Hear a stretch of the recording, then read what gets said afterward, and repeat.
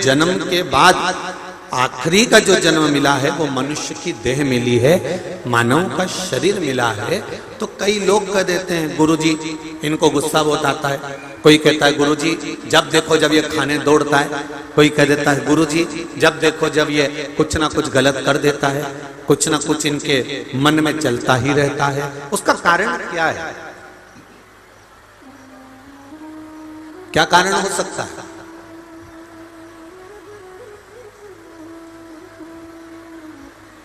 किस कारण से ऐसा हो सकता है? तो शिव महापुराण की कथा कहती है कि हींग की जो डब्बी होती है ना, जिसमें अपन हींग रखते हैं, उस हींग की डब्बी में जिसमें अपन ने हींग रखी, तुम किसी भी डब्बी में हींग को रखकर देखना और डब्बी को बाद में खूब धो लेना। अच्छे से धोने के बाद खूब साफ कर लेना, सरफ से, साबुन से, शैम्पू से, तुम्हारी मर्जी पड़े विम से उस डब्बी को खूब धो लो। और कितना भी धोने के बाद उस डब्बी को उठाना, धुलने के बाद जब सूख जाए फिर सूंघना। हींग की बदबू जाएगी क्या? जम के तो बोलो जरा। जितने लोग पीछे तक बैठे सब जम के बोलो हींग की बदबू जाएगी? नहीं जाएगी। हींग की बदबू, हींग की खुशबू उस डब्बी में रहेगी, भले थोड़ी रहे, थोड़ी मात्रा में रहे, चाहे एक अंश रहे, पर हींग की खुशबू, हींग की बदबू उस डब्बी में रहती ही है। उसी तरह जो पूर्व में हम जन्म लेकर आए हैं, कभी हम स्वान बन गए, कुत्ता बन गए, कभी हम गधा बन गए, घोड़ा बन गए, कभी हम छिपकली बन गए, कभी हम शेर बन गए, कभी हम जो बनना हिरण, कभी लोमड़ी, हम जितने जन्म लेकर आए हैं उस जन्म की थोड़ी ना थोड़ी गंध इस शरीर में रहती जरूर है। ये निश्चित है, इसको कोई मिटा नहीं सकता, इसको कोई मिटा नहीं सकता। ये थोड़ा ना थोड़ा इस शरीर में, अगर कहीं ना कहीं मानव देह प्राप्त करने के बाद भी हम गलत काम कर रहे हैं, मानव देह प्राप्त करने के बाद भी हम गलत जगह पर जा रहे हैं, तो ये अंदाजा हमारे जीवन में रहना चाहिए कि वो हींग की डब्बी को कितना भी धो लो, कितना भी साफ कर लो, पर हींग की डब्बी में हींग की खुशबू आ ही जाती है। उसी तरह ये मनुष्य देह में पूर्व में जो हमारे जन्म हुए, कोई शेर बना था इसलिए आज भी जरा सी लड़ाई होती और शेर जैसा दहाड़ने लगता है। कोई चूहा बना था तो जरा सा विवाद हुआ और वो जाके अंदर छुप जाता है। कोई जरा जरा सी बात में तुम अच्छी जगह जाना चाहते हो पर तुम्हारी बुद्धि तुम्हें गलत जगह पर ले जा रही है, तो ये तुम नहीं जा रहे हो, ये तुम्हारी जो पूर्व समय की सुगंध रह गई है, पूर्व समय के जन्म का जो थोड़ा सा अंश रह गया है, वो अंश हमारे शरीर से हमें गलत जगह पर ले जाता। तुम नहीं लेकर जा रहे हो, तुम तो बहुत अच्छे। अब बताओ जरा, कितना पानी गिरा, इतनी तेज जलवृष्टि हुई, और अशोक नगर के इतने भक्त जो कथा श्रवण कर रहे हैं, इनकी भाव देखिए, बरसते पानी में खड़े हुए हैं पर अपनी जगह छोड़कर निकलना नहीं चाहते। अब इतना पानी, उसके बाद भी मुझे याद आ गया छत्तीसगढ़ के भिलाई की कथा। सांसद जी, छत्तीसगढ़ में भिलाई में जब कथा थी तो इतना इतना पानी घुटने तक, आप देखना YouTube पे डली होगी और आप लोगों में से कईयों ने देखी होगी, देखिए क्या किसी ने? तो घुटने से नीचे नीचे पूरे पंडाल में पानी था, पूरे पंडाल, और माताएं और भाई उस पंडाल में पानी, वो ठंड कहे कि मैं पड़ूं, ठंड अलग और पानी अलग, और 2.5 घंटा 3 घंटा लगातार लोग कथा को श्रवण करते रहे। आज भिलाई को अशोक नगर वालों ने पीछा छोड़ दिया, आज भिलाई को पीछे छोड़ दिया।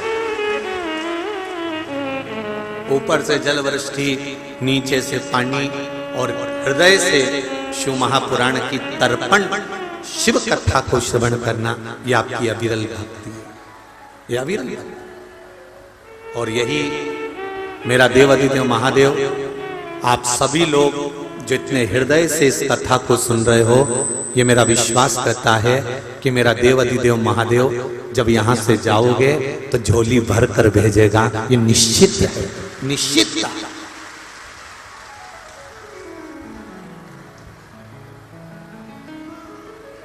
आज हम आशीष से कह रहे थे और सवेरे जब क्रम चल रहा था बातों का तो हमने कहा कि आशीष आज मौसम थोड़ा सा पानी का हो रहा है, जल वृष्टि हो सकती है। तो आशीष बोला गुरुजी श्राद्ध में पानी आने का क्या तत्व है? हमने कहा स्कंद पुराण में लिखा है कि श्राद्ध पक्ष में अगर जल वृष्टि होती है महाराज तो वो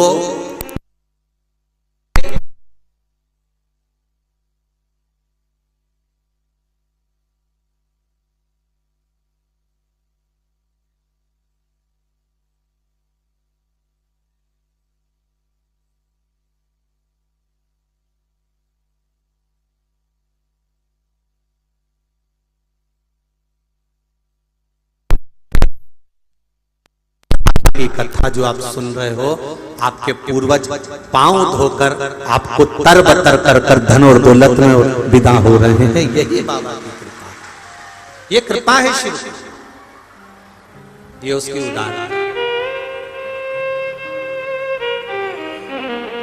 और आप भी बस दिल से उससे निवेदन करते रहो, भोला सब दुख काटो मारा, ओ भोला सरुख काटो मारा, शिव शंकर जपूं तेरी माला,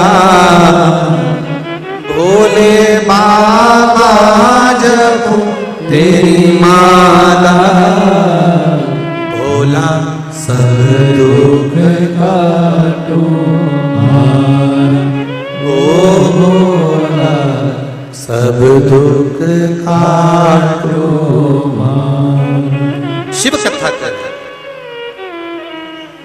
इस शरीर के अंदर थोड़ी ना थोड़ी पूर्व के जन्म की गंध रह जाती है। उसके कारण हमारे भीतर काम, हमारे भीतर अहंकार, हमारे भीतर लोभ, हमारे भीतर थोड़ा सा अहम आ जाता है। हम नहीं भी चाहते तो भी वो आ जाता है। कहीं ना कहीं हमारे भीतर वो क्रोध जागृत हो ही जाता है।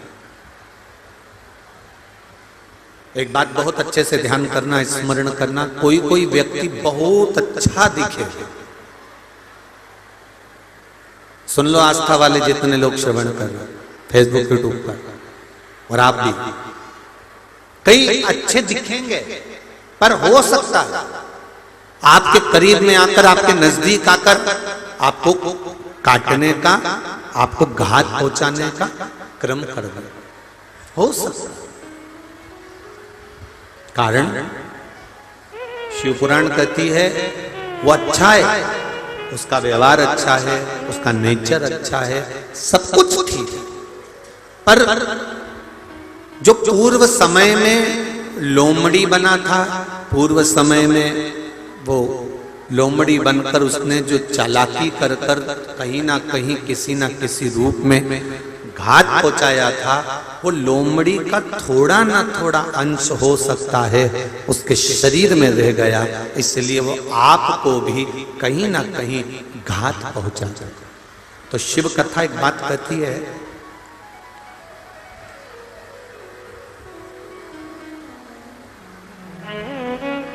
भरोसा सब पर करो, शिव महापुराण,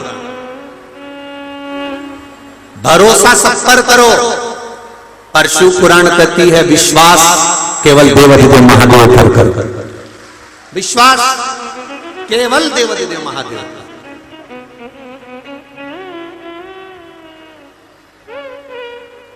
वो जीवन बीमा निगम वाले कहते हैं, और बीमा करने आते हैं तो बोलते हैं जीवन के साथ भी और जीवन के बाद भी। पर सही मायने में देखा जाए तो शंकर जी के सिवाय कोई ना तो जीवन के साथ है और ना जीवन के बाद है। मरने के बाद पूरा परिवार तुमको शमशान में छोड़कर आ जाएगा। अकेले चिता पर हड्डियां चटर चटर कर रही होगी और आग लग रही होगी, कोई बचाने वाला नहीं आएगा, कोई।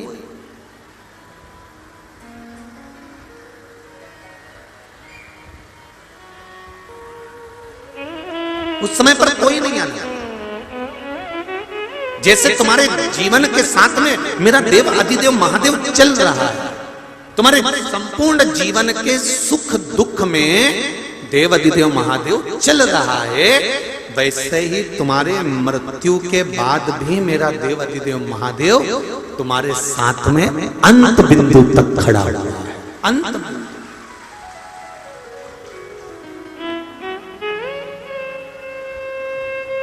जितनी भी माताएं खड़ी हुई हैं उनसे निवेदन है, बहुत अच्छी है, आप बैठते चले जाओ, थोड़ा थोड़ा जगह बनाकर अगर बैठते चले जाओगे तो एक आनंद का अनुभव होगा आपको। महाराज, एक जीवन का आनंद यही है, जीवन के साथ भी है और जीवन के बाद भी। साथ में भी चल रहा है और बाद में भी चल रहा है। अंत समय प्रभु आना पड़ेगा, वचन दिया तो निभाना पड़ेगा। आए ना आए प्रभु कुटुंब कबीला, अंत समय प्रभु आना पड़ेगा। चाहे कोई आए ना आए, अंत समय तेरा है। महाराज,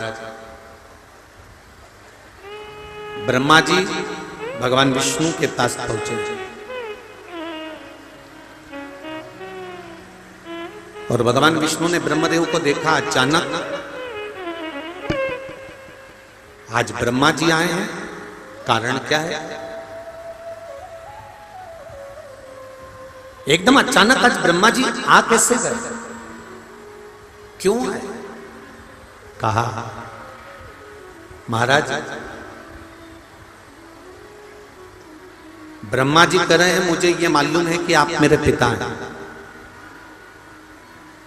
भगवान विष्णु ब्रह्मा जी के पिता हैं, ये ब्रह्मा जी कह रहे हैं कि मुझे मालूम है। पर भगवान ब्रह्मा कह रहे हैं कि मुझे अपने पिता का नाम मालूम है कि आप मेरे पिता हैं, पर मुझे ये नहीं मालूम कि भगवान विष्णु के पिता कौन है। भगवान विष्णु के पिता हैं कौन? अर्थात ब्रह्मा जी के दादाजी कौन? आखिर है कौन? महाराज, ब्रह्मा जी ने जैसे ही कहा तो भगवान विष्णु के मुख से निकल गया कि मेरे पिता देवाधिदेव महादेव हैं।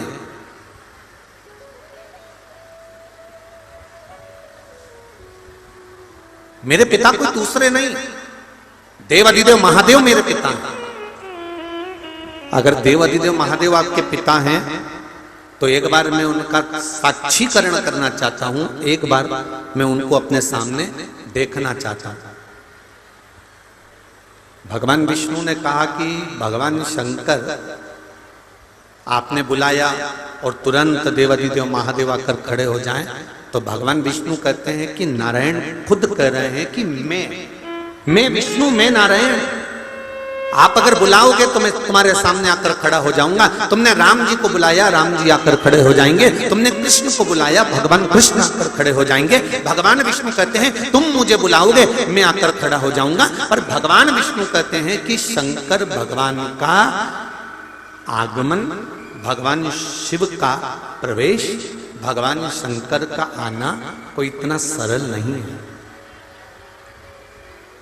शिव का आना इतना सरल नहीं है भाई। आप सब भी बहुत ध्यान से सुनना। शिव महापुराण की कथा कोई इतनी सरल नहीं है। आप कथा सुनने तो आ गए और बड़ा जोरदार घर से निकली थी तो पानी की बोतल, रुमाल, बेग और बच्चा कुचा था तो थोड़ी सी सुपारी कि महाराज जी कथा कहेंगे। और मान लो अगर थोड़ी सी भी नींद आई तो मुंह में धर के उतरते हो। तो भले तुम पानी की बोतल लेकर, बैग लेकर, अपना सामान लेकर, साथ में छोटे छोटे बच्चे तो बच्चों का भी सामान बैग के अंदर, टॉफी, बिस्कुट, कुरकुरा, जैसे ये रोना चालू करे और तुमने निकाल के दिया और उन्होंने खाना चालू करा। अच्छा, बच्चे भी इसका बहुत फायदा उठाते हैं। इनने देखा कि कुरकुरा पूरा हो गया, फिर पे करना चालू करा और जैसे पे करना चालू करा इसने फिर निकाल के दूसरा पैकेट दे दिया, ये खा बिस्कुट खा। अब शिव महापुराण की कथा को इतनी सरल नहीं है। आप घर से तो निकल गए, घर से तो चले गए, घर से आप पानी की बोतल भी ले गए, सामान भी ले गए, बच्चों को भी ले गए, कथा में जाकर बैठ भी गए, पर घर के जितने पितृ हैं, घर के जितने पूर्वज हैं, ये तर्पण शिव महापुराण की कथा चल रही है। कथा में मन उसी का नहीं लगता जिसके पूर्वज जाना ही नहीं चाहते। उन्होंने कहा इसको अर्चन उत्पन्न करो, चिमटी खोड़ो, ये कथा सुनेगा नहीं तो अपन जाएंगे नहीं, अपन यहीं की। तुम चले भले गए हो, कथा में पहुंच भी गए हो, पर मन चित्त वृत्ति ये लगाना बड़ा कठिन, बड़ा बहुत कठिन। आप पहुंच भले जाओ। कई बार ऐसा होता होगा आपके साथ में भी कि मंदिर तक चले जाते हो, भगवान को अगरबत्ती दिया सब लगा देते हो, लोटा भर के पानी चढ़ा भी देते हो, पर कई बार ऐसा फिर बाद में याद आता, ओ राम मैंने बेलपत्री तो उठा के लाई, बेलपत्री लेके आना था मेरे को, मैं बेलपत्री तो लाई नहीं। फिर तुरंत गई और बेलपत्री लेकर आई। फिर विचार करा कि मैंने जल चढ़ाया, थोड़ा सा जल उठा के ले आती, बेलपत्र उठा के ले आती। ये मन की अभिलाषा। भगवान विष्णु ने कहा कि मैं आ सकता हूं, राम जी आ सकते हैं, भगवान कृष्ण आ सकते हैं, भगवान ब्रह्मा आ सकते हैं। 33 कोटि देवी देवताओं का आप आवाहन करिए, 33 कोटि देवी देवताओं को बुलाइए, सारे देवता आपके सामने आ सकते हैं, पर केवल एक देव अधिदेव महा। अच्छा, और सरल भाषा में समझ लो रे भाई,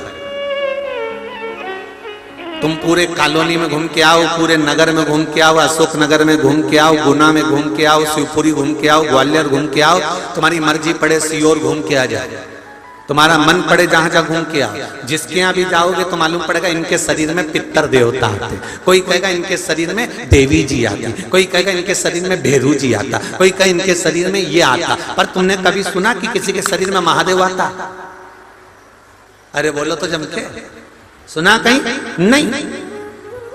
क्योंकि अगर उनके शरीर में आ गया और किसी ने धतूरा लाके धर दिया कि खा के बता,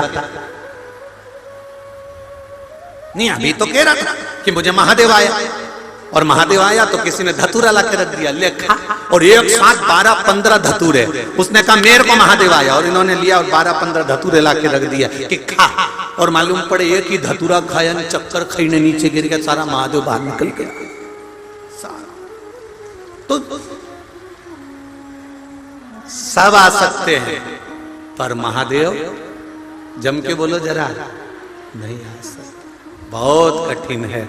33 कोटि देवी देवता का दर्शन हो सकता है, 33 कोटि देवी देवता तुम्हारे सामने प्रकट हो सकते हैं। तुमने थोड़ी सी आराधना करी, थोड़ी सी अर्चना करी, थोड़ी सी आराधना करी, थोड़ा सा भजन करा, थोड़ा सा कीर्तन करा, तो सारे देवी देवता तुम्हारे सामने आकर खड़े हो जाएंगे। पर देव अधिदेव महादेव इतनी जल्दी तुम्हारे सामने आकर खड़े नहीं होते। हाँ, शंकर जी से पूछा क्या तुम सामने नहीं आते? शिव जी कहते मैं सामने नहीं आता। तो फिर जगत का कल्याण कैसे करते हो? शंकर भगवान बोले जो दिल से हृदय से मुझे चाहता है और मुझ पर एक लोटा जल समर्पित करता है, शिव जी कहते हैं मुझे आने की जरूरत नहीं पड़ती, मैं गण भेज देता हूं और उसका कल्याण कर देता हूं, मुझे नहीं आना,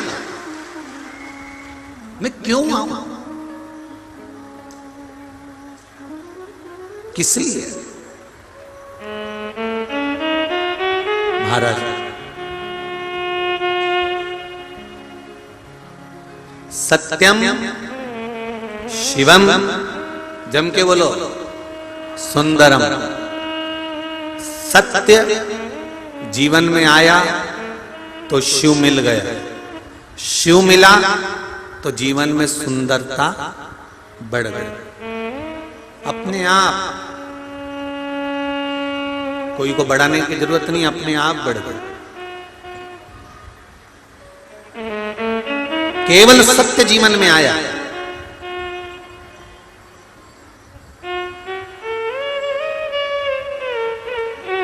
शिव कथा कह रहे हैं, ब्रह्मा जी ने कहा मुझे आपके पिताजी भगवान शंकर को देखना है, मुझे शिव को देखना है, देवादिदेव महादेव को देखना है। भगवान नारायण बोले ये तो हो नहीं सकता कि तुम्हें शिव का दर्शन हो जाए। हाँ, अगर भक्ति अगर प्रबल है तो हो सकता है कि दर्शन हो जाए, आता नहीं है, सम्मुख में कभी नहीं आता। जो जरा जरा सी बात में सामने खड़ा हो जाए वो श्रेष्ठता नहीं होती।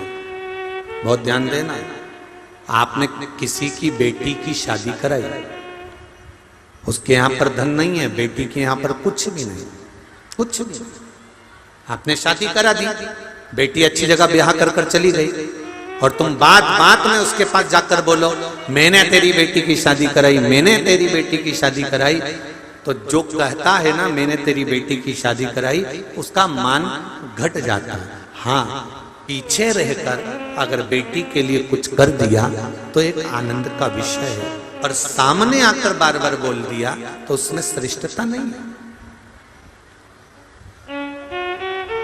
सम्मुख में आकर अगर बोल दिया तो उसकी श्रेष्ठता खत्म। भगवान शिव सारे देवता,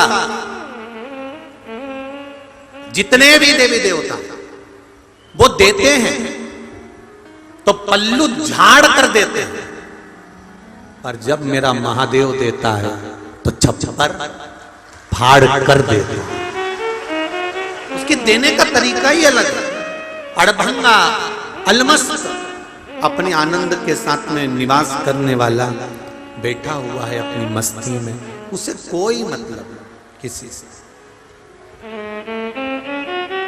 किसी से मतलब नहीं, बस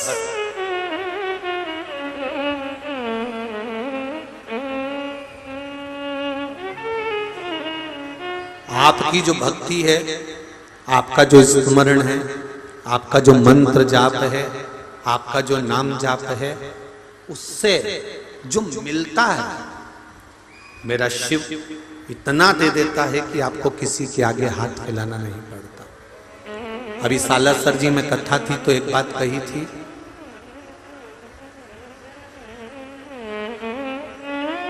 कि दुनिया के आगे हाथ जोड़ने से अच्छा एक बार अपने दिल की बात, अपने मन की बात, अपने हृदय की बात मेरे देव अधिदेव महादेव से जाकर कह दो, वो तुम्हारी झोली अपने आप खुशियों से भर देगा, तुम्हें किसी और जगह कहने जाने की जरूरत ही नहीं पड़ेगी, अपने आप। तेरे दरबार की बाबा निराली शान देवी है, तेरे दरबार की बाबा निराली शान देवी है, तुझे देखे नहीं देखा पर झोली भरी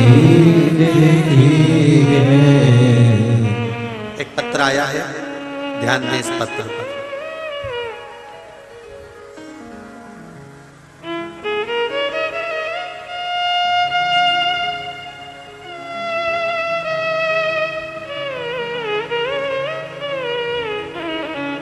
श्रीमती निधि शर्मा, रविंद्र जी शर्मा, मधुबन गार्डन के सामने वार्ड नंबर 2 अशोक नगर से हैं। कहीं बैठी हो तो हाथ हिला। आप ही हैं?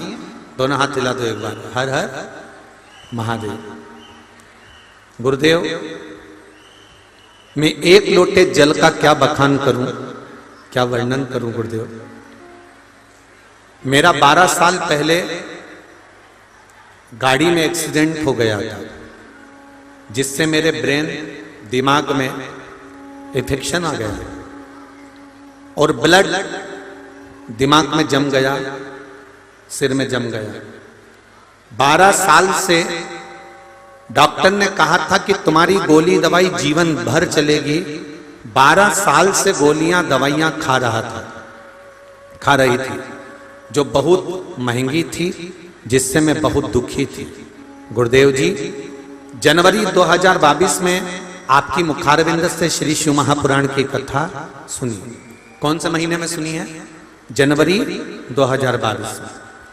आपके द्वारा बताया गया उपाय फुलेरा दूज का, एक धतूरे का प्रयोग, पशुपतिनाथ का व्रत, ये करना प्रारंभ करा। और हम ये व्रत करते करते डॉक्टर के चेकअप कराने के लिए भोपाल जाने लगे, तो मन आया कि एक बार कुबेरेश्वर धाम चले जाएं। सीहोर कुबेरेश्वर धाम पहुंचे, वहां शंकर कंकर की पूजन करे, रुद्राक्ष लिया, वहां से आए और बाबा कुबेरेश्वर धाम को नमन करके विनती कर कहा, बाबा हम MRI कराने के लिए वापिस जा रहे हैं, डॉक्टर ने बुलाया है, आप कृपा कर देना। डॉक्टर के पास MRI कराने के लिए गए तो डॉक्टर चकित रह गया। जब हम डॉक्टर चकित रह गया और कहने लगा कि अब तुम्हारे सिर में जो ब्लॉकेज थी, वो ब्लॉकेज एक बार अगर आ जाती है तो जिंदगी भर रहती है और गोलियां भी जिंदगी भर खाना पड़ता है, पर अब तुम्हारे सिर में वो ब्लॉकेज नहीं है, तुम्हारी गोली दवाई आज से बंद कर दो। ये शिव बैठिए, श्री शिवाय। एक बार हाथ हिला दो दोनों, हर हर। बहुत बढ़िया, बैठिए। ये शिव है। तेरी कृपा बिना न हिले एक भी अणु, लेते हैं श्वास तेरी कृपा से तनु तनु। बखान क्या करूं मैं राखों के ढेर का, चपटी भभूत में खजाना कुबेर का। आप हृदय से, चित्त से, मन से शिव से जो कह रहा है उससे मिलेगा। अब जरा विचार करिए, वो 12 साल से दवाई खा रहा है और डॉक्टर को हर बार दिखाने जा रहा है, उसमें लिखा है, और हर बार डॉक्टर कहता है ये ब्लॉकेज रहेगा, दवाइयां खाना पड़ेगी, दवाई खाओ। पर एक विश्वास मेरे शंभू का, एक विश्वास मेरे शंकर का और एक विश्वास मेरे देवाधिदेव महादेव पर करा, तो वो 12 साल से चल रही गोली दवाई भी बाबा ने बंद करा दी। ये शिव कृपा है, ये उसकी उदारता। कहो आप दिल से, ऐसे ही मत जाओ शिव महापुराण की कथा में कि हमें टाइम पास करने जाना है। ऐसे ही नहीं जाओ शिव महापुराण की कथा में कि हमें भीड़ बढ़ाने जाना है।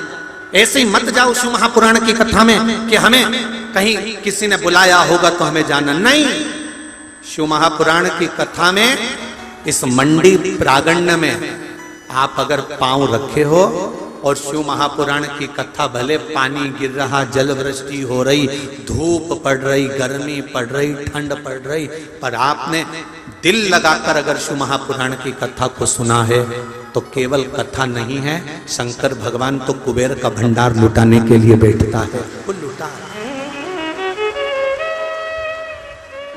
हो सकता है, आप हृदय से सुने, उसको धारण करें, अपनी चित्तवृत्ति में उतारें। ब्रह्मदेव भगवान शंकर का दर्शन नहीं हो सकता, ब्रह्मा जी ने कहा फिर शिव का दर्शन कैसे होगा? मैं जानना चाहता हूं आपके पिता कौन है? ब्रह्मा और भगवान विष्णु ने एक पर्वत को घुमाना प्रारंभ करा। पर्वत को घुमाते घुमाते एक आकृति अग्नि का एक खंभ प्रकट हो गया। अग्नि का जब खंभ प्रकट हुआ तो उसमें से आवाज आई, मैं शिव हूं। और ये प्रथम शिवलिंग का निर्माण ब्रह्मा और विष्णु ने करा। सबसे पहला शिवलिंग ब्रह्मा और भगवान विष्णु ने बनाया। जो देखा ब्रह्मा जी ने कि शिवलिंग तो इतना बड़ा, शंकर भगवान का स्वरूप इतना बड़ा, तो इनके चरण कहां होंगे और इनका शीश कहां होगा?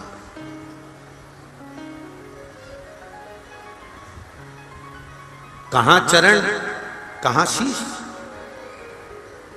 पता लगाया। भगवान विष्णु से भगवान ब्रह्मा जी ने कहा, मेरा मन है कि मैं शंकर भगवान का शीश देखकर आऊं, इस शिवलिंग का आखिरी सिरा देखकर आना, और भगवान शंकर का चरण भी देखकर आना। आप कहां जाना पसंद करेंगे? भगवान नारायण से पूछा ब्रह्मा जी ने। भगवान विष्णु कहते हैं, मैं अपने पिता का सिर नहीं देखना चाहता, मैं अपने पिता का चरण देखना चाहता। इसलिए मैं ऊपर की ओर नहीं जाऊंगा, नीचे की ओर जाऊंगा और भगवान देवाधिदेव महादेव के उस शिवलिंग का चरण ढूंढ कर आऊंगा कि भगवान का चरण कहां है। भगवान विष्णु नीचे जा रहे हैं, भगवान ब्रह्मा ऊपर जा रहे हैं।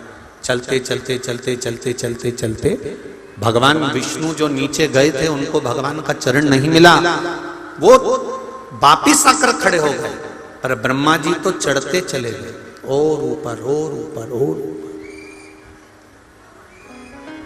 चढ़ते जा रहे हैं।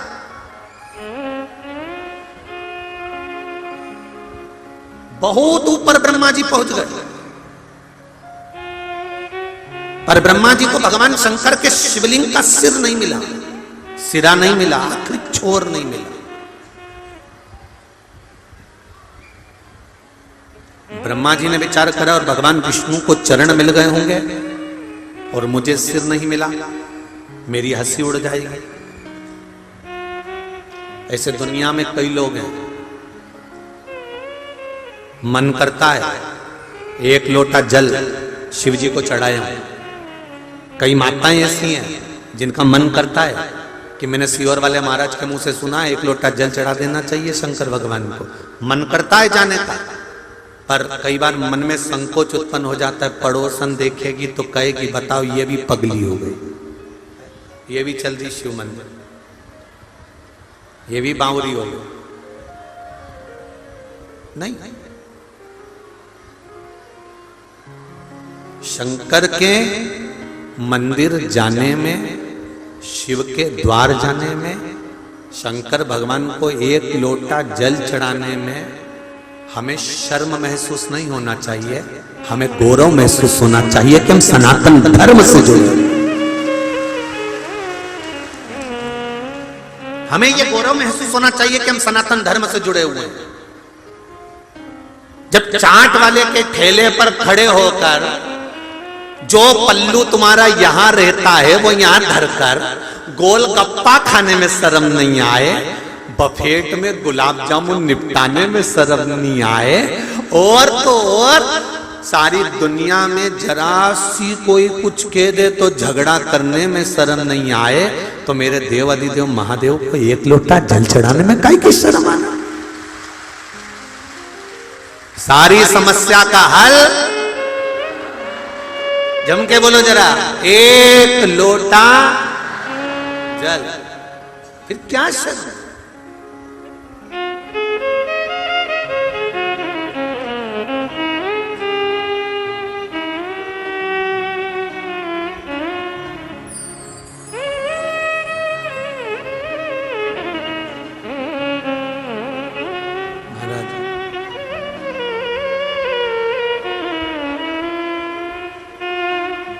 तो कहते हैं ना, भोले मेरे भोले रे,